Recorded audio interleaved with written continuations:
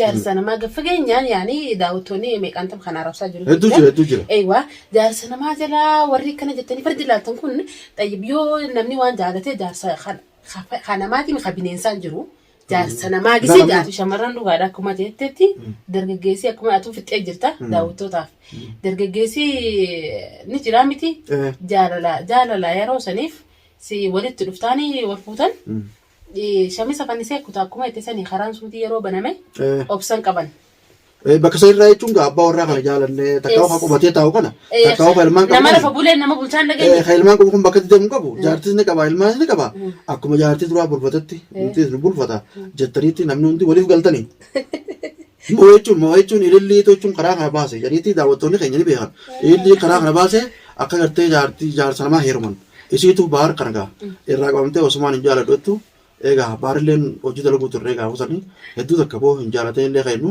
nin jala da takaw injala do so juti fatiyatle oso khibu achwo damo jalalti duga irma qabde fude garu mana arba jirti amalle birangenye garu bandarani kha goranif fatiyalen ga amma kebaltef durayra wala banu fatiyarati ka fudu fenu be gadu mo isi da wal ko qabdani isi to kana qara kana isini galakisemo mo haltas kaysa be gadu hedduda ani wallahi dugumati isi takaw jini lentanya walillen be telefono walillen qabdani in qabo mudure mo namni bira fakatti ni sechun ga jarsin ma yala deme chun heru jiru kha heddu jira mo jira sayino walta takaw telefono wali takaw wal biruftani wal qonamtani beetani takka wallahi namata kanu warra way kana wajatu takaw ko bangabu assalamu alaikum warahmatullahi wabarakatuh dawatota hordotota kanya salam ta dayna ga bakay jinjitriti isinage sechaga arra nama harega ana farega youtube fare abiti fatma tobirati narkama wonnin birat narkama usga mega woroman ga warna rakon kabu salamta hajin ka fattu assalamu alaikum warahmatullahi wabarakatuh dawatota fi hordotota kanya jirtu ashamar kafunecha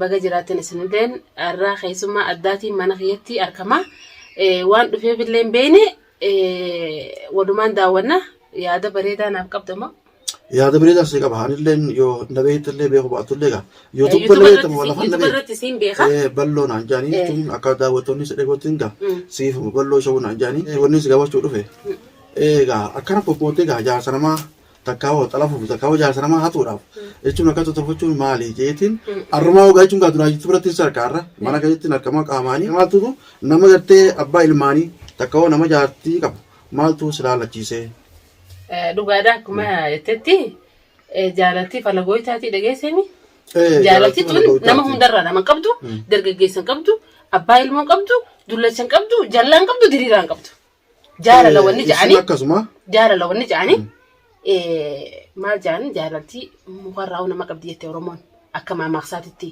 tahee jaarsanamaa malee jaalattu dargaggeessi lafa tuulaadha faaxumaatu maal dila kana raawwattee jechaan irratti daawwachaa jiranii daawwattootaaf namuu ibsaa jira masnoohuutu narraa maree ture birraa orootu billee achirratti hedduu takkana dhee isaan hundinuu yaani waa barbaacha kiyya qabanii waan nama jaalachuun dila kana fiduun anarraan hin baane dila arraba yookaan narratti fudhatanii kana nagarre jechuun anjuneetti jaaladheeti naaf taheeti naafteetiin jaaladhe ega inni kun abbaa ilmooti jaartii qaba abbaa ilmooti ni ilmaan qaba mooti wanni jaalatteef jaarsaaf jaartii adda facaasu moo jaalala dhugaa jaalatteeti maaliif adda facaasuu fi jaalala dhugaatiin jaaladhani isa waan takka jira jechuun yaman sanaa kana keessa jaalaltii dhugaan jirtu taarifni kunis karaan hidhameeti namni karaatti deemu dhabdee dhalaan hedduun jechuun gaa jaarsuma nama takka'oo abbuma ilmaanii san jaalatti wanni jaalattuufis gaa nuti takka beekna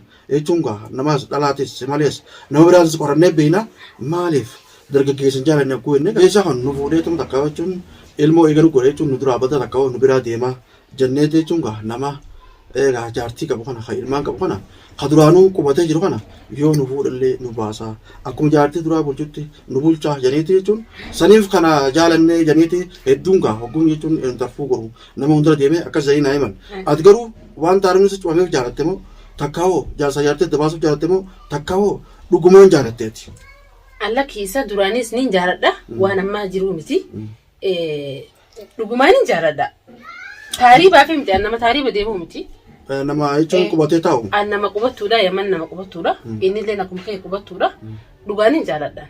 Dua jaarate duraan maaliif hin heeruminati? Hangammaa maaliif turte? Hanga wal jaaratan hangam takkasin? Anaaf inni asii miti yaa biyyarraa wal jaarachuu turre. Dua jaarate sun maaliif akka tursiifte roo? Jaaranne carraan biyya addaan nu baasee ture. Anis biyya manaa isa dura dhufe. Inni illee na duubaan dhufe. Inni illee fuudhe. Dhugaadhaa taniin beeku jaartiin isaatis waluma biyyaati. Hundi keenya waluma beena. Tahee yaada bareedaa yaada nagayaa kaniin ani isaafillee hedduu takka rifadhu jaalala keessatti natti hin dhufe irraa tokko interviyuu na godhe akka dhugumatti naasaa fi inni isiiniin fadhi'ee jeeti ol baase. Anjachaan isaaf ibsisanii isuma dhugaata garaa kiyya jirtuun obboleessa kiyya jee himeefi. Jaartii hedduun jaaladha jaartii isaatillee saayibsiitii akka itti mush hin kaadu. An dhugaaniin deemuu fadha karaa takkatti mush sobaa fi kanaan deemuun fadhu. Dhugatti isinis geedeetii yaa turte jechuun nuti ilmaan biyyaa waan ta'eef ka. Ta'ee yaadana kanne yaada sanirratti isaniin deeggaruun didee maaliif hedduu garaana nyaata isa dhugaaniin jaaladha osoo hin jaaladhu itti seenuun feene gubbaarraan. Ta'ee maaltu tuna naqe bakka hin taane jaartiin tiyya geelee tiyya tana nama biroo badala fuutu. Isi yoo naa fuute anaaf karaa bareedaadha waan jettee irra dhiyeessite.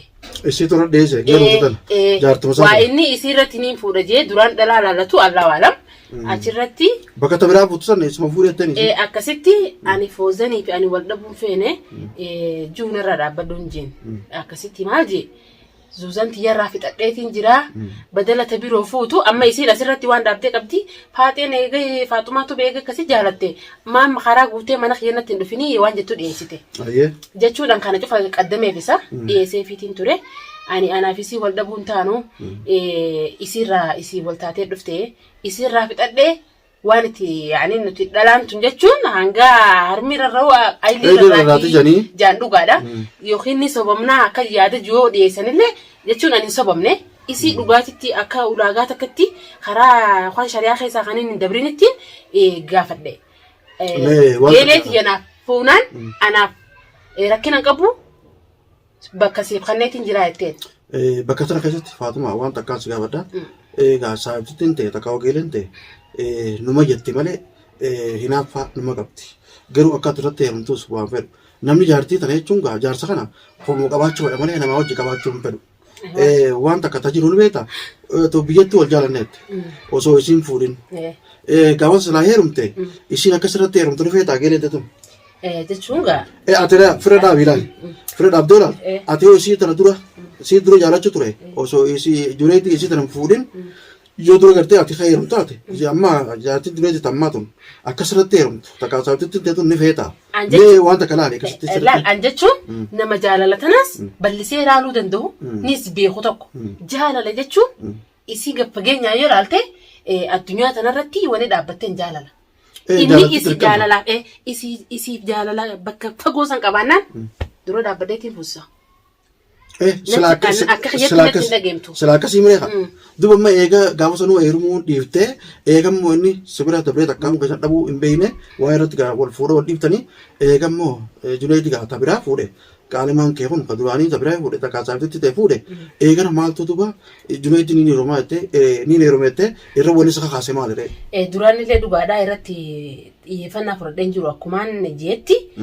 Inni natti dhufate anillee dideetiin ture hatta summii dhugeetiin ifajjeesaa fuula kee duratti waan meeqa haasa'e san siraan isarraa maree inni jettee turte waliin baasin namni akka malee ta'a jenneen dhorkanii viidiyoo inni itti akkasitti kana cufaa hojjete irraa hin maree akka tasaa boodana dha'uun oolan jee tahee kan kanaas ganaa isarraa abdiin muranne Junaydii ganaa du'a mataa xiyyaa yoo taate malee isa dhiisuuf hin danda'u. Ati yoon jechuun viidiyoo maranii jechuun takka birraan oolatu viidiyoo maree takka sakkaa'uu jaartinsaa takka saabtittiin ta'e takka jechuun masaanuun ta'e tagartee maratti ta'u deemu waan gartee sol baasanii fi miidiyaa irratti niin heerumettee jechuun gaa taaddii seenteef moo dhugumaan jechuun jaalatteetuma yoo na ol baasu baatan illee numaan heerumaa na ol baasan illee gaa immoo hin dhiisu isa kana jechuun numaan heerumaa takka honumaan du'aa sababni jiru kanarraa dhufe moo kamiree.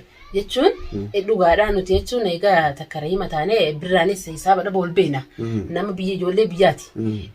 waan hin taane hatti hin taane isaan yookaan saaxillee isii yaada jedhamuun ol baasan. Eegaaniin saaxilamuu taate bakti nyaatan garmoo guuttatan jettee Oromoon ka'a. Saniifuu itti dhoosuun qaba. Sobo saniif hin heerumuu ta'e malee jaalasa duraan dhaabee jechuudha jechuudha. Jaalala isaanii hin qaba hin dhaabne.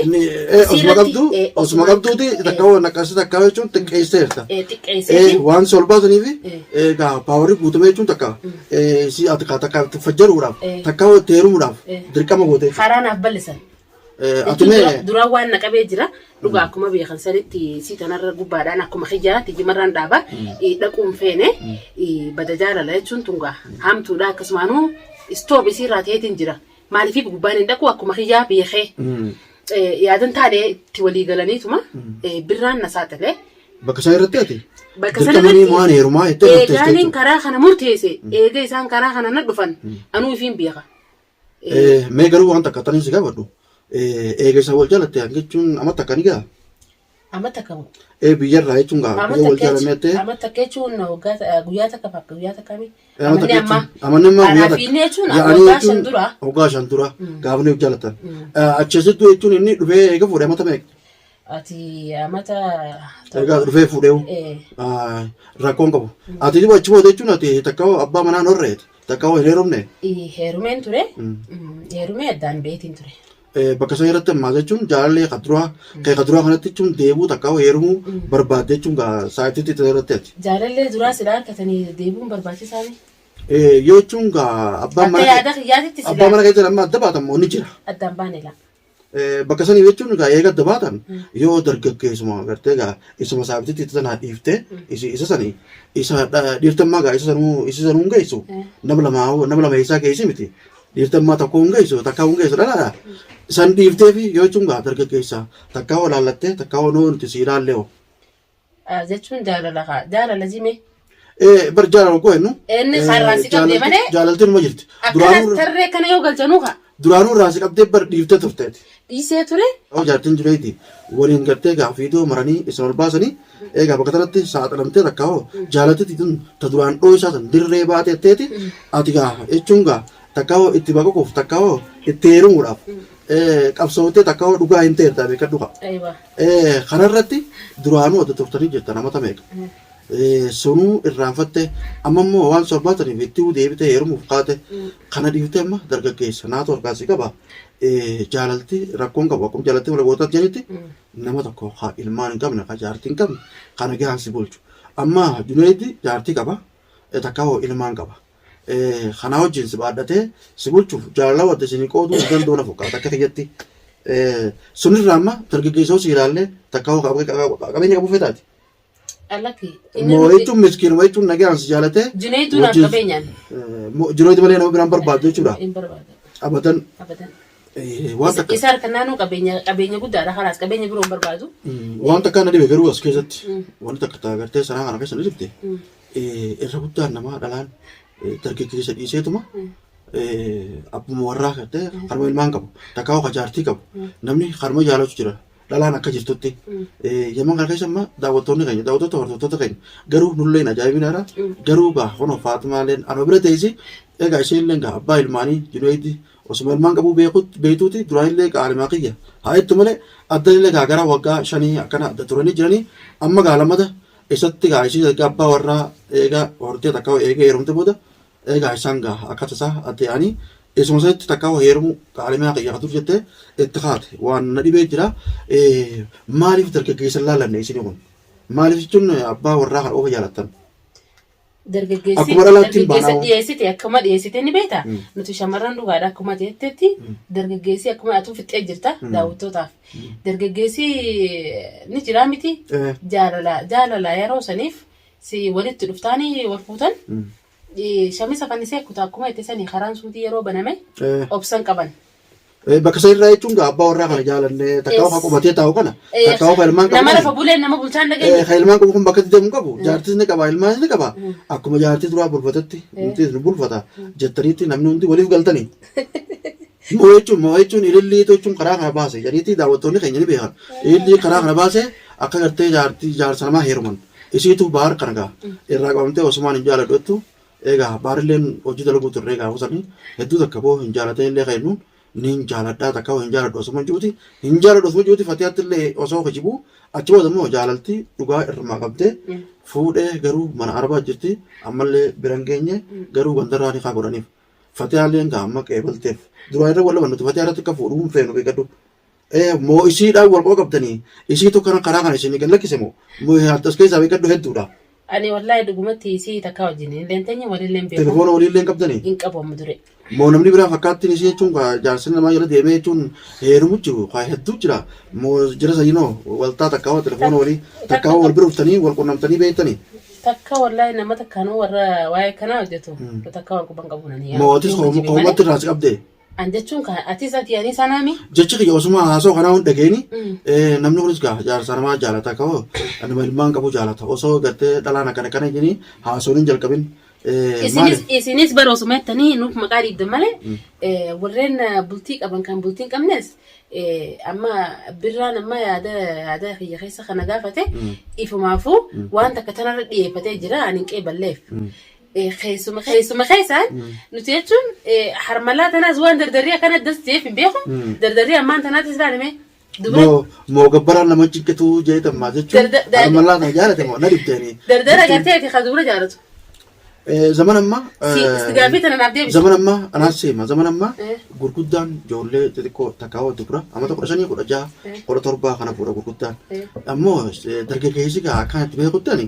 Haaduma ilmaan 5 6 tana fuudha garuu immoo zamana kana dhalaan ammoo jalaa gargalteetti dargaggeessan jala nama gartee ilmaan qabu nama gartee jaartii qabu kana heerumaa jirti addunyaan tun faalla deemu jirti garuu yaman kana keessa daawwattoonni maal jiru eegaa boo zamana akhirii jechuun qiyaamaan isinitti yamaniin taate duraan illee neeti himneef daawwattoota keenyaaf ni beekan amma fa'aa isinitti taate jechaa turan garuu nuun daawuu nama shakkaa jiranii kunis yoomuu fuudha tunis yoomuu gartee boruu jala deemti yoomuu bultii walii balleessanii zaman akhiri qiyaamaan isinitti taate rabbi silaa isaatti hojjechaa jiran kana keessaan jechuun sanaa keessatti hoddommaatteeti hoggaa birraan jechuun suma fedhe namni biraalleen kaa suma fadhuun oolu garuu kanarraa jechuun gaa yoo birraa isin kanneen jaartiin isaa galtee biyyatti.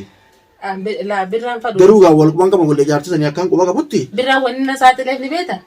Waan takkaan seema amma ka jaartii asii qabu ka ilmaan asii qabu kanarra birraan ooroo ta'u akka haasawutti daawwattoonni keenya jechuun ni beeka jaartiin isaa immoo biyya galte jetti garuu adda bahanii fi hojii jiraachuu isaanii hin beekne namni qaamaan adda fagaate waa hundaanuu takka sammuun adda fagaate waa hundaa adda fagaate jeetii yaada inni immoo dhufee wanni si barbaaduuf isa kana jala haftee jireenya jala haftee yoo na heerumte jechuufi isa kana isuma kana yoo si kannine irra wayyaa eegannis qaamaan as jiraate jaartiin tasaa biyyeerti akka shari'aatti illee shari'aan teenyallee mageet jaartii biraaf geessite amma takka warraan turini takka waa lamarraan turini yoo ayyama kadhatte amma takka waa bireeda namni kuni jechuun nyaatee dhuga isinis gaachitti takka faksii irraa buusee yoo warra isaanii jiraatallee faksii kanneen yoo wajjin heerumte bareeda jechuun akka taa'ii nama eeguun haraami garuu isaaf amma asumatti yoo salaalesine irra wayyaatu jette juneetii fi isa wal gosa wal bira qabduuti birraan gara boodaatti siitee waan gaa qullaa jiruuf waan gaa jechuun dalagaaf waan hundarra illee ni jira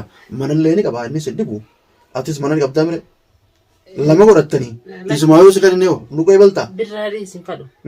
Jaalatti anjuneeti malee an kan biroo. Moo jaalalan beeku haa duraan jaalala wal barsiisan malee. An jaalala juneeti malee an kan biroo hin qeebalu.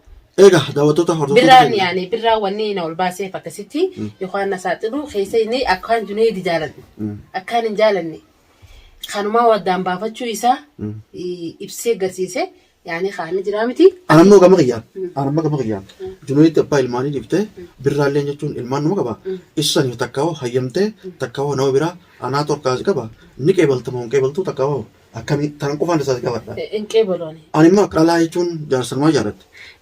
Irraa morma waan kana hin jaalatina ilmaan qaba takkaawoo jaartii qaba jaarsaaf jaartii itti facaasina nama gattee lafa nagaa kan jiru jechuun nama shabaabaa dargaggeessa jechuun hamataa gooforee feetus kafilatee deemuu feetes hamataa firiisee feetes na biratti argama anaatu siiqannaa takkaawoo maaliif warra keessaniif akkatti siiqannulleen warra keessaniif awwaadha abbaa kee dubbifnee jechuun egaa akkuma gartee achi halaal si godhanitti waan haadha abbaan nurraa qabanis takkaawoo gurbaa si jaalatu irraa qabanis erginee fi karaa halaaliin walitti isin kannuu kanaan fedheen maaliif ulamaa fi takka sheekota keenya wajjin ni jirra nama gartee jaarsa namaa jala deemu kana rakkoodha itti hubachiisi karaa keenya deessi waan shariyaa qaraasifneeti takka itti himne akka kun akka badaate takka namni alatti hojii deemuun akka badaate akka rakkoo waan rakkoo hojjetan wanni kun gaarii miti karaa keenya dhiyeessanii anammoo isaan san biras dhiyeessee jechuun dargaggeessaaf sakannuun fedha karaa guunnee haadha abbaa kee dubbifne karaan kun siita moo siin ta'u moo asumatti osoo jechuun haadha abbaa kee dubbifne asitti heerumuun rakkoodha haadha abbaan naqasiraan qabanii